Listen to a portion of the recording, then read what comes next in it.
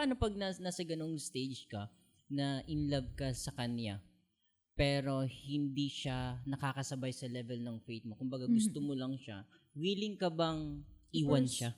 Or anong gagawin mo?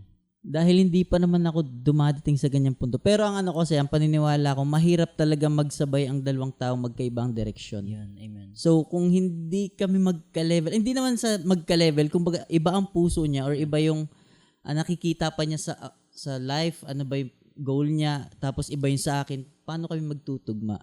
Paano magiging, sabihin natin strong yung relationship or effective din kami sa aming mga ginagawa. Yun. Pero sadyang may mga tulang hindi magkatugma. Ay, lalim naman nun. Parang iba na.